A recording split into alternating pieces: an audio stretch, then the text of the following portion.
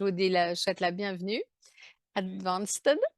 Donc, comme, comme d'habitude, l'Advanced, c'est la masterclass pour les professionnels, comme j'ai écrit ici. Et j'y tiens en particulier à vous rappeler la profession du network. C'est une vraie profession. Donc, elle va être pratiquée. Et avec ces trainings, on a vraiment l'objectif de donner pas après pas, de donner toujours plus l'art de cette profession, de la partager, bien évidemment, comme toujours, avec une expérience personnelle. Et je veux vous, avant tout, voilà, commencer avec cette information pour chauffer l'atmosphère. Vous l'aviez vu? Vous l'aviez vu? Oh là là, j'étais super excitée quand j'ai vu ça. Et je pense que c'est un article normal, hein, pourtant. Mais souvent, les articles, il faut être payé, hein, il faut être sponsorisé pour être vu au public, hein, on le sait, ça. Et celui-ci, non, c'est une vraie rédactionnelle. C'est un article très important parce qu'un journaliste a décidé de parler de nous. Ça signifie que cette société, notre société avec Maya, probablement, est en train de se faire connaître. Et c'est magnifique quand ça arrive. Donc, je tiens vraiment particulièrement à faire un applaudissement à la société qui nous soutient et sur laquelle on a décidé de baser notre économie parce que c'est vraiment un synonyme de succès. Arrive petit à petit les choses, mais les châteaux géants ne se construisent pas en une journée. Donc, voilà. Donc, toutes ces choses qui petit à petit se construisent, alors en même temps, c'est très difficile de les détruire parce que les fondations sont très profondes. Donc, qui je suis moi? Donc, vous me connaissez pas tous. Donc, je suis Stefano Valeri. Je suis de Pescara. J'ai 29 ans et, et je n'étais pas du tout dans cette profession avant parce que je faisais tout à fait autre chose. Mon métier était à gauche. J'étais un officiel de la marine et mon travail était de voler en fait. Et puis j'ai rencontré quelqu'un que je connaissais depuis un certain temps à Milan et je, on était en train de boire un apéritif, mais je devais repartir à la base alors que lui, il allait faire un bon dîner. Il m'a dit, qu'est-ce que tu fais? Et là, j'ai pris la décision aujourd'hui, j'ai la qualification de Purple Diamond. Et donc, ce parcours que j'ai fait, ce que vous allez voir ce soir, c'est ce que j'ai personnellement m'a beaucoup aidé. Et c'est une des choses que je détestais faire.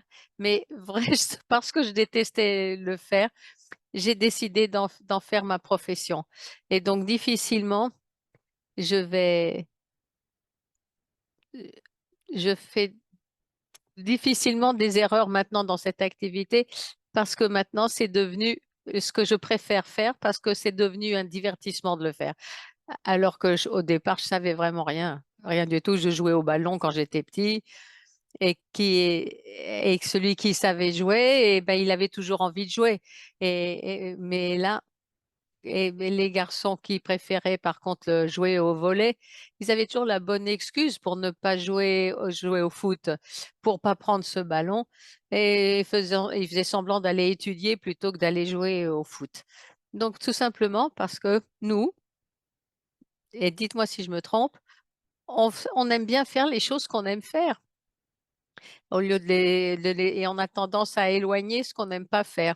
Dites-moi que c'est pas, hein, vous savez que ça arrive comme ça de temps en temps, hein, pas toujours.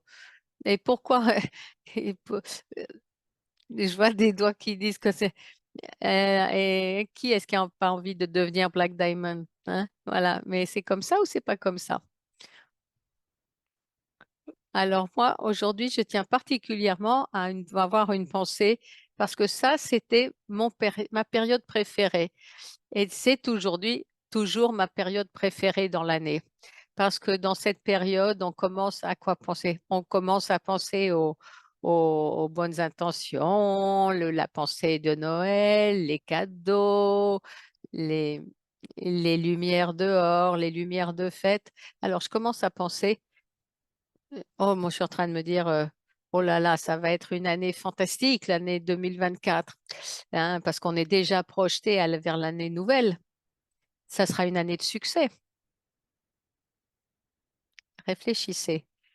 Qui pense que celui qui pense ça, ben, il commet deux erreurs et qui apporte seulement des insuccès.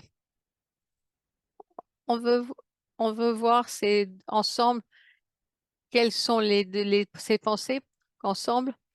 Vous avez, vous savez quelles sont ces deux erreurs qu'il y a dans cette phrase?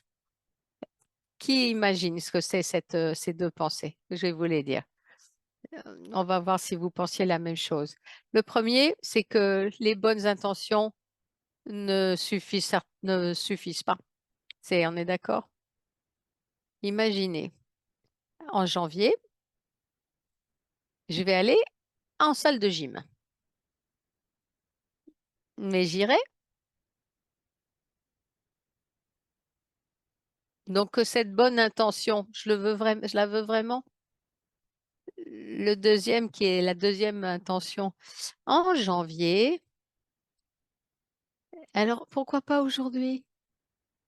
Parce que là, tu es en train de procrastiner. Janvier, ça veut dire procrastination. Qu'est-ce qu'il y a derrière cette phrase? Quelqu'un qui imagine qu'il y aura quelque chose de mieux, de fantastique, mais ne l'a pas encore. Et donc, il n'a pas fait les actions encore correctes pour l'avoir déjà. Et qui, encore une fois, est en train de renvoyer à l'année prochaine, dans un mois, les actions nécessaires pour atteindre cet objectif. Vous y êtes? Vous êtes d'accord avec moi pour cette idée? Pour avoir des résultats, il faut faire une seule chose, action, mais tout de suite. En janvier, je vais à la salle de gym. Ben, déjà, ben, je vais m'inscrire aujourd'hui et je vais commencer. Et, et puis, si c'est fermé entre le 22 et le 30, ben, je m'entraînerai. Mais la salle, elle est toujours ouverte, donc je m'entraînerai sans prof.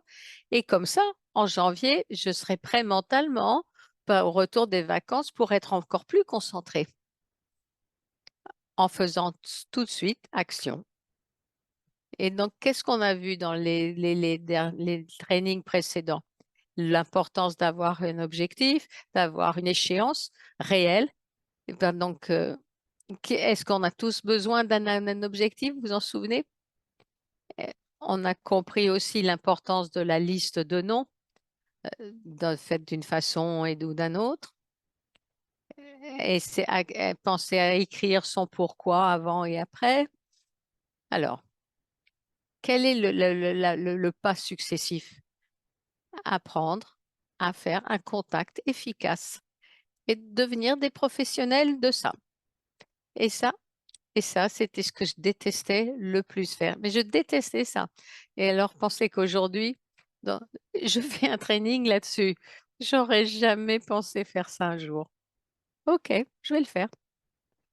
On va devenir le meilleur à faire des contacts. Je ne suis sans doute pas encore, mais peut-être, je sais qu'à quelqu'un, j'ai déjà donné quelques petits conseils.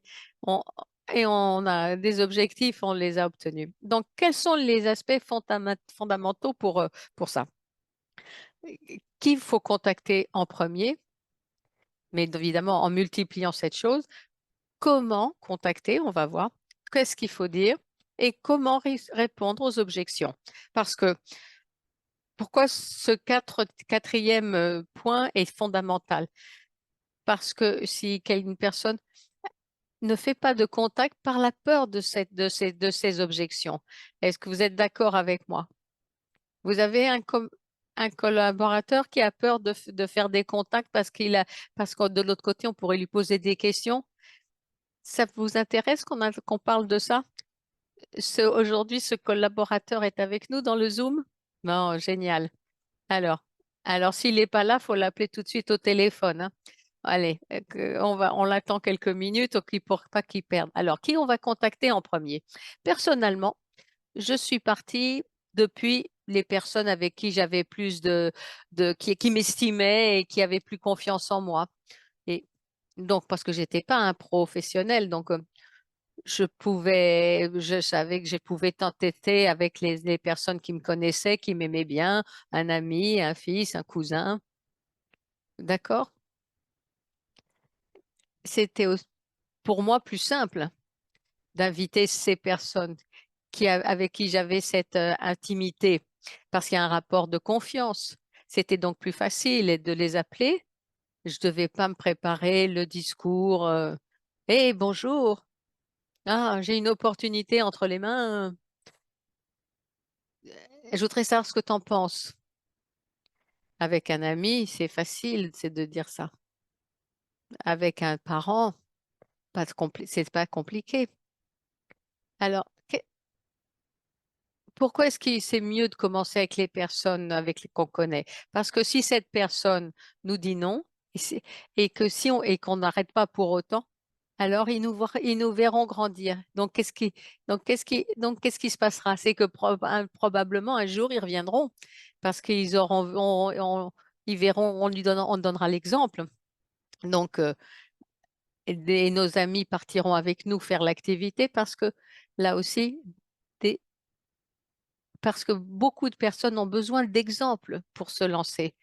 Donc, si les personnes, ou si on fait contacter des personnes par notre team, voilà, ça dépend de ton point de carrière, de si tu as une équipe ou quoi. Mais qu'est-ce qui va se passer? On va les faire partir avec les contacts qu'ils ont tout près. Donc, si ton collaborateur il va contacter quelqu'un qui lui est très lointain, et c'est sûrement un contact perdu parce ou un contact mal fait. Et puis, il n'y a pas l'histoire que cette personne inconnue qui peut savoir que le Stefano de aujourd'hui, c'est pas le même que ce Stefano d'hier. Parce que il faut une motivation stratégique. Pour ça qu'il faut partir des gens qu'on connaît et on va faire l'expérience avec les gens qu'on connaît. Je parle pas des produits c'est surtout parce que les opportunités aux gens à qui tu aimes bien. Moi, le premier, ça a été mon père, et puis ma famille en général, mes amis, mes collègues. Et après, sont arrivés les autres. Il y a une règle. Quand tu feras dans des contacts, il y a la règle qu'on va voir.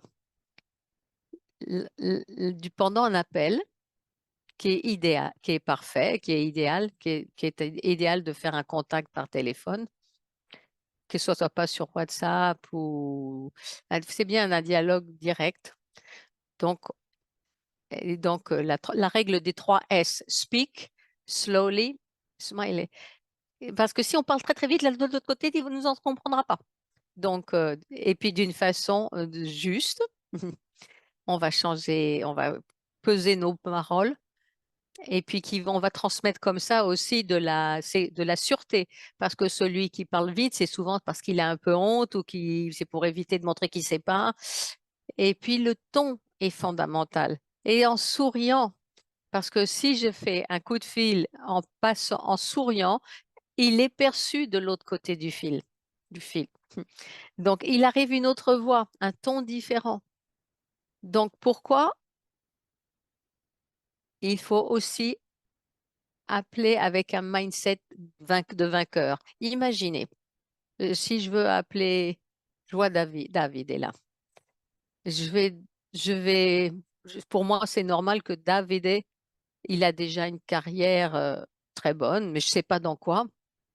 Donc, je vais l'appeler, mais je sais que je me dis, bon sang, moi, ce gars-là, il n'a pas besoin. Donc, quelle est la probabilité que David va m'écouter? Parce que si de l'autre côté, il sent que moi, on ressent tout de l'autre côté du téléphone. Et souvent, en bien ou pas. On est tous très intelligents. Et donc, pendant l'appel, je sais que cette personne va me dire oui. Ça n'existe pas pour moi. Mettons, au moins on ira prendre un café. Mais au minimum, on fixera un rendez-vous pour tous les deux. C'est pas c'est le contraire est impossible. Donc, il faut avoir un but clair. Le but, pas seulement du rendez-vous, mais toujours dans le contact, dans l'appel. Parce que si, parce que si je suis pas claire dans mon appel, si je sais pas l'objectif de mon appel, je vais aller dans le décor. Donc, c'est vrai qu'on a la chance de travailler dans les réseaux, mais c'est ce monde fantastique dans lequel on peut recontacter des amis de longue date ou à contacter des inconnus. Mais moi, je vous donne un conseil. Si vous voulez le contacter sur Instagram ou sur Facebook, demandez-lui son numéro de téléphone et appelez. Vous comprenez? Surtout, et puis essayez de comprendre comme ça avec le téléphone dans quelle ville elle habite et peut-être si c'est près de chez vous, essayez d'organiser une rencontre. C'est très important parce que dans ces contacts-là, les personnes sentent ta motivation et c'est comme ça, on abaisse la probabilité de recevoir un non. Ce numéro, de, on a de 80%, on baisse la probabilité de recevoir un non. Cette activité se base sur des statistiques et c'est notre devoir de faire que les statistiques jouent en notre faveur, pas en faveur des autres. C'est notre activité. Notre activité prévoit la programmation, nos objectifs, nos résultats pour nous, pour notre famille, pour notre futur, etc., etc. Je sais que je dis des choses que vous connaissez déjà, mais se les entendre répéter quelquefois, ça fait pas de mal. Ça fait même bien, la répétition. Est-ce que vous avez déjà vu ça? Est-ce que vous avez déjà lu un livre au moins 3 fois? Est-ce que ça vous est déjà arrivé? Dites-moi si vous êtes d'accord ou si... Alors, la première fois, je l'ai lu, ok, je l'ai lu, ce livre, je le connais. On le relit la deuxième fois et on se rend compte qu'il y a des phrases dans la... Elles étaient hein, dans la première lecture, mais où j'étais quand je les ai lus là, parce que je me souviens pas du tout de cette phrase. Une fois, je me souviens d'un chapitre, je l'avais complètement oublié, un chapitre entier. La troisième fois, et on découvre même quelquefois des concepts, des cachés qu'on n'avait pas vus. Moi, ça m'est déjà arrivé en tout cas. Mhm. Ou alors, qui est celui qui est capable d'apprendre tout du premier coup? Alors, que vous dire? Que dire, pardon, plutôt, qu'est-ce qu'on ne doit pas dire? Et ça s'appelle contact et pas des explications. L'objectif du contact est de porter la personne, d'amener la personne à la rencontre, mais pas quand je suis partie, j'étais en académie, donc j'avais pas vraiment le temps de faire des rendez-vous. J'appelais et j'expliquais tout au téléphone. Vous saviez ce qui se passait? Je prenais des râteaux, mais vous savez pourquoi? Encore aujourd'hui, je dois relire certaines choses qui ne me sont pas claires, qui elles sont trop high-tech ou quand on m'a présenté l'opportunité, j'ai vu la présentation et puis après, j'ai demandé à la revoir. J'avais des doutes, j'avais des questions. Maintenant, même si de l'autre côté, on a Einstein, on est tous d'accord que probablement acquérir ces informations en un coup de fil, c'est trop impeigné, c'est trop difficile. Et puis, c'est parce que la personne à ce moment-là n'attend pas ça et ne connaît pas le marché. Donc, si on veut se faire une faveur, on doit lui faire une faveur en lui expliquant, en lui disant qu'on lui demande juste un rendez-vous pour se revoir parce que peut-être on s'est pas vu depuis longtemps et surtout pour rendre les choses plus faciles.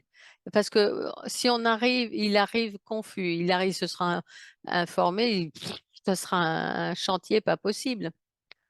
Donc, on va prendre un peu des modèles de script. Moi, c'est ce que j'utilise personnellement. C'est pas forcément le meilleur, Il y a toujours mieux, hein. Mais moi, avec moi, avec ça, je me sens bien. Je me sens bien. Donc, je le trouve, voilà. Et en général, je prends 8 rendez-vous sur 10 par rapport. C'est un peu, elle a été essayée. Voilà. Donc, je rencontre quelqu'un. Je rencontre David. Salut David. Ça va? Tu vas bien? Je suis Stéphano. Tu te souviens? Tu vas bien? Ah oui, bien, Steph. Et, et alors, qu'est-ce que tu fais pour les vacances où tu travailles ou tu pars? Alors, selon la réponse qu'il va me faire, il me dit, oh, fantastique. Ou alors, oh, je suis désolée pour toi. Moi aussi. Eh ben non, moi, ou alors, je suis déjà en vacances, mais je pensais à toi et parce que, alors quelquefois, parce que toi, t'as de la chance, hein, et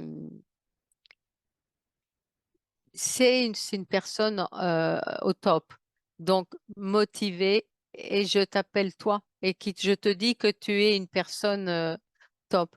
C'est un compliment réel,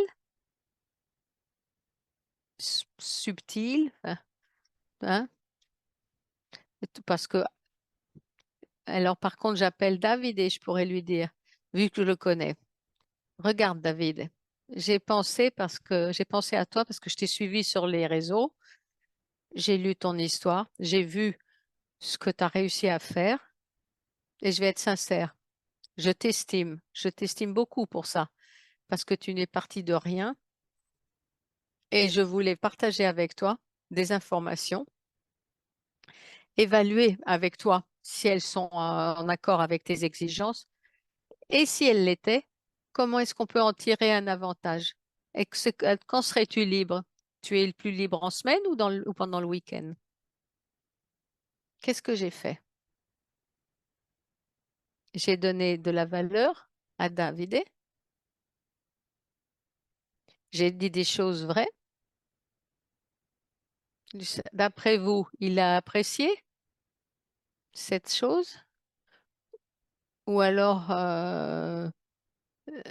juste, j'avais dit, là, vous sentez qu'il y a un plus d'engagement, d'émotion? C'est ça, faire un contact. Alors ça, ce script, il sert à rien, en fait. Si vous faites bien seulement cette chose. Et c'est pour ça qu'il faut partir avec les personnes qu'on connaît, parce qu'on sait exactement les caractéristiques qu'a chacun. Dites-moi, quand on, quand on est dans cette réalité et qu'on n'est pas des experts, comment est-ce qu'on peut prétendre faire un contact avec un inconnu et être efficace? Ou alors de dire aux collaborateurs, vas-y, pars avec des inconnus. Ouais, ouais, vas-y. Non, bon, moi j'ai voilà. Moi, si j'ai fait une équipe, je dois l'envoyer de mon collaborateur dans la bonne direction. Donc ici, prenez des notes si vous voulez. Si je dis, quand je dis, est-ce que tu es plus libre dans la semaine ou le week-end? C'est la technique de l'alternative. Pourquoi c'est important? Pourquoi elle est importante, cette technique de l'alternative? On se voit? Alors, je vais vous expliquer. Oui, il va me répondre oui ou non. Si j'utilise la technique de l'alternative 1, et donc, parce que là, je suis sûre qu'il va me dire oui, parce que si je lui dis juste oui ou non, et j'ai une chance sur deux de prendre un non. Alors que là, si je lui donne l'alternative, et voilà, parce qu'en se disant oui et non, on s'expose d'une façon incohérente. Et là, il me dira là où il est le plus libre. Et puis donc, toujours en continuant avec la technique de l'alternative, c'est que tu préfères dans la journée ou le soir. Donc, en utilisant cette technique, on va aller donner à l'idée que c'est c'est lui qui choisit. On va lui donner l'impression que c'est lui qui choisit. Il a le compliment. Maintenant qu'on lui donne que c'est lui qui est en train de choisir alors qu'on est en train de le guider vers ce qu'on voudrait nous, quand on a le temps libre, avec de l'agenda sous les yeux, c'est différent. Et donc, demande pour conclure, quand tu préfères qu'on en parle, mardi à 8 heures ou jeudi à 9 heures? Donc là, il a déjà dit que c'était dans la semaine, donc, et dans la journée. Et donc la journée, c'est entre 8 heures et 3 heures de l'après-midi. Donc, moi, je lui ai donné mes horaires et il me dira donc s'il peut pas, je pousserai à la semaine prochaine et puis on dira, ben alors on fera mardi à 18 heures. Alors, la semaine prochaine, tu, pré- ou tu arrêtes, tu peux alors la semaine prochaine, mardi à 8 heures et en même temps, on a le temps.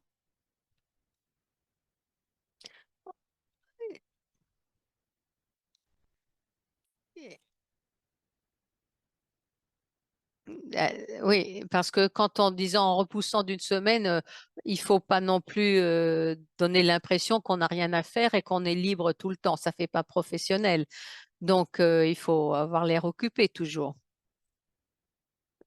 Donc, avec ce genre de script, vous envoyez un message si vous voulez l'avoir par écrit, ou on peut organiser des bootcamps aussi, où ensemble on peut faire ces répétitions, ces simulations. Et puis aussi, non, si l'idée vous amuse, on peut la proposer, on peut faire 1 heure par semaine, on peut se mettre d'accord une fois par mois pour faire ces simulations ensemble, pour faire les contacts, pour répondre aux objections. Et puis comme ça, on l'organise. Mais moi, je pense que c'est intéressant de faire ça. Donc, comment répondre aux objections? Alors, et la personne dira, oui, ça a l'air super ton truc, mais j'ai vraiment pas le temps. Alors, je comprends parfaitement que tu n'as pas le temps. Moi non, moi aussi. Quand on m'a présenté ce projet, j'avais pas de temps. Je vivais 9 mois de l'année sur une plateforme. Et donc, justement parce que j'avais pas le temps, justement parce que j'avais pas le temps, j'ai pris des informations parce que j'ai compris que cette opportunité pouvait me donner l'opportunité d'avoir plus de temps et de rester quand même aligné avec mes exigences. Vu que tu me dis que tu n'as pas de temps, tu aimerais en avoir un peu plus? Ou alors, je comprends parfaitement que tu n'as pas de temps, mais tu n'as pas de temps cette semaine ou jamais? Non, cette semaine. Ah, ok. Alors, on peut mardi ou mercredi prochain? Ou alors? Non, j'ai jamais le temps. Alors, David, bon. Mais tu es en train de me dire que tu attends pour partir en vacances et maintenant que tu me dis que tu n'as pas de temps. Mais alors, comment tu fais à passer du temps avec ta famille? Tu me dis que tu n'as jamais le temps. Ah, et ça te plaît cette situation? Si c'est vrai, ce que tu m'as dit, c'est- qu'est-ce qu'il va répondre si c'est vrai ce qu'il m'a dit? Non, non, ça me plaît beaucoup de jamais avoir de temps et de pas avoir de temps pour la famille, que je les vois mes enfants que quand ils sont endormis, parce que quand je rentre, ils dorment déjà. Non, moi, selon moi, il va pas me dire ça. Donc, ce n'est pas de temps.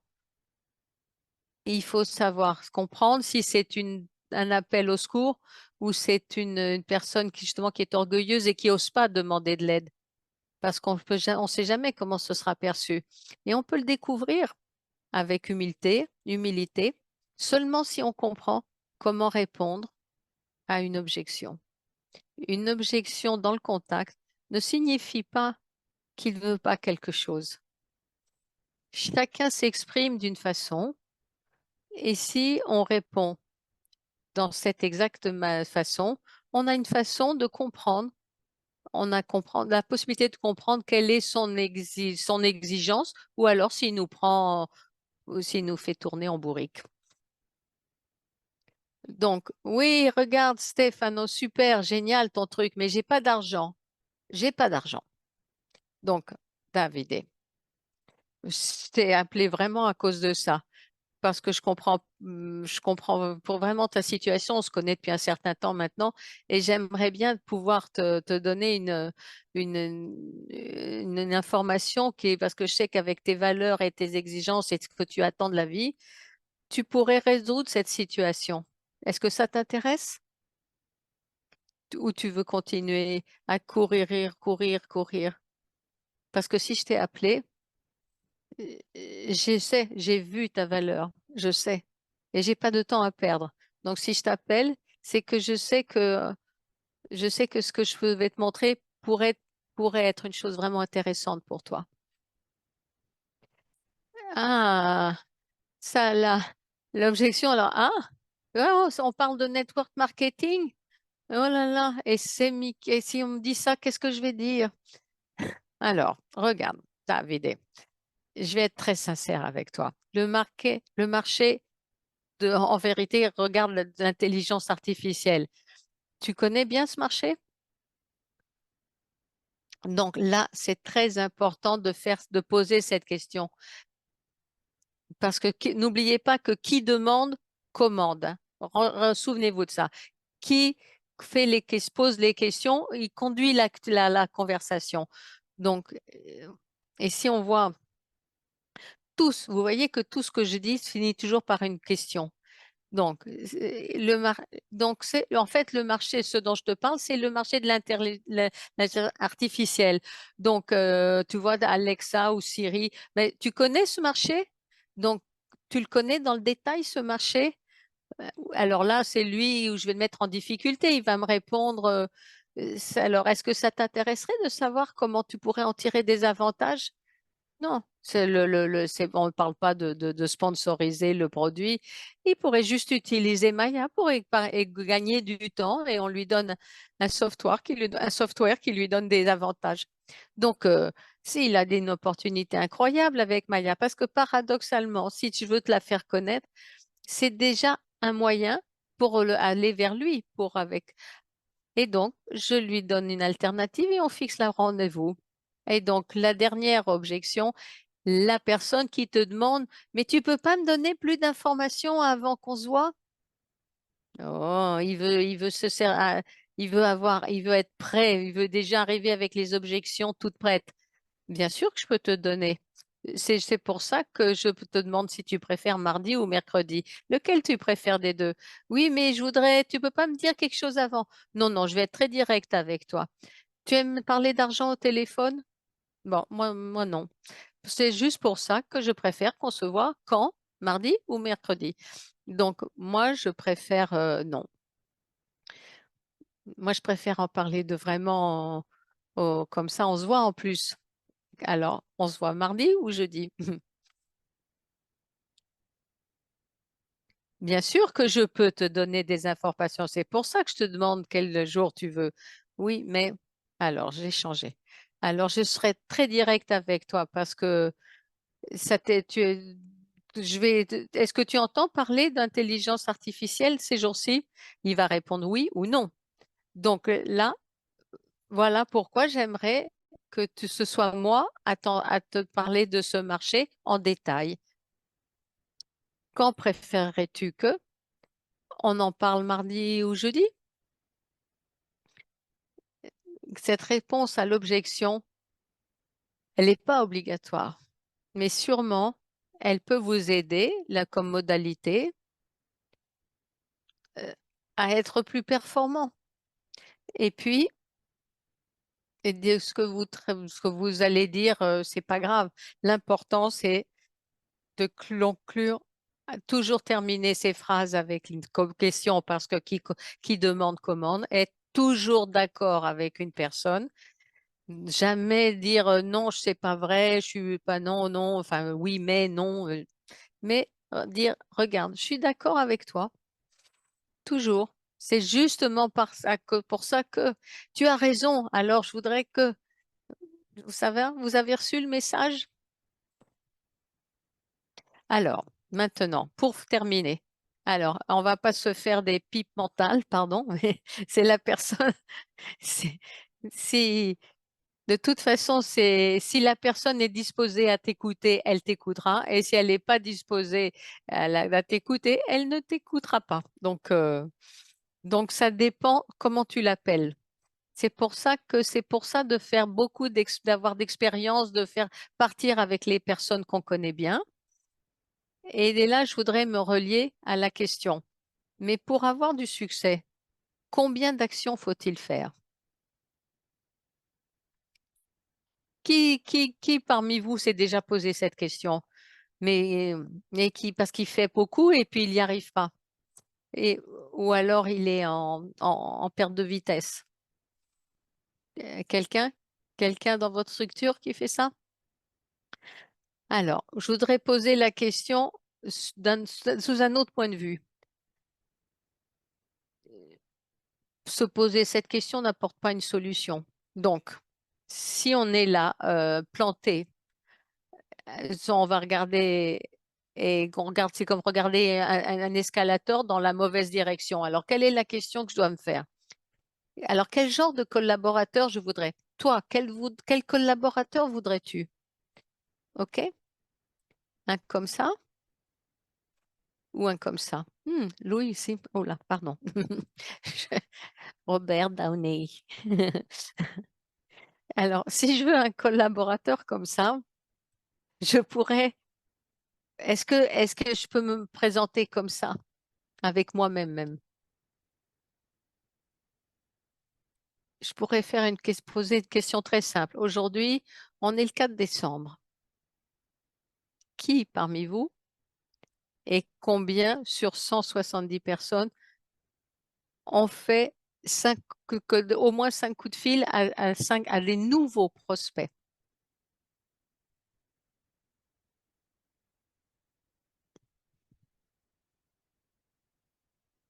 OK? Je ne suis pas méchant, hein. C'est juste une question, hein. J'ai demandé. On est tous d'accord qu'on veut tous quelqu'un comme lui. Au moins 3 comme ça. 3 forts comme ça, mais un fort comme ça. Est-ce qu'on on le ferait inscrire par quelqu'un comme ça? Et un comme ça. Si, si il le reconnaîtra si celui-ci lui passe devant? Je pense pas. L'action, l'expérience te donne aussi le flair. Et surtout, un collaborateur comme ça réussit à transformer celui-là dans sa copie conforme. Et je voudrais vous donner un input très simple. Qu'est-ce qu'il faudrait faire, le collaborateur idéal? Il doit faire 3 choses. Être présent à toutes les formations, tous les événements. Je ne sais pas si vous avez déjà vu des leaders manquer aux événements, à part des cas extrêmes, bien entendu. Mais je vous assure que vos leaders, moi, je les rencontre dans tous les événements, offline et online. Le collaborateur idéal que je voudrais, mais le sponsor que je voudrais aussi, il doit avoir des objectifs ambitieux. Parce que, imaginez, j'ai un sponsor qui n'a pas d'objectif ambitieux. Quelle stimulation il peut me donner? Si il est content de gagner 3 000 à 4 000 euros, comment est-ce qu'il peut me faire voir comment gagner 10 ou 15 000? Comment est-ce qu'il peut me stimuler? Comment est-ce qu'il peut me guider? Et donc, plus nous, on a des objectifs ambitieux, plus notre team a de l'espace. Imaginez, imaginez un requin. Il est plus heureux dans un océan ou dans un aquarium? Où est-ce qu'il exprime son potentiel, sa force, dans l'aquarium ou dans l'océan? Le lion, il est plus fort, il est plus puissant dans une cage ou dans la forêt? Comme les objectifs. Et surtout, le collaborateur idéal pour moi, que je voudrais, moi, dans mon équipe, c'est la personne qui, qui a tous les jours 3 rendez-vous et qui travaillera 5 jours par semaine. Ce collaborateur qui se dédie à l'activité, à son activité imprénétoriale, 3 heures par jour et 5 jours par semaine. 15 heures de semaine de travail par semaine. Et, et, et devient Purple Diamond et qui ça ramène 3, 4, 5 millions en plus. 15 heures par semaine de travail, avec plus les formations, plus peut-être quelques dîners de temps en temps avec les collaborateurs qui sont devenus des amis. Mais, mais comment peut-on penser d'une façon que notre collaborateur idéal fasse ça? Moi, je vais vous dire, ça, ça c'est l'objectif. Quand j'avais pas ces 3 rendez-vous par jour, moi, j'étais pas content de moi, mais j'étais déçue parce que c'était aussi que je m'étais infligé un objectif manqué. C'est-à-dire que,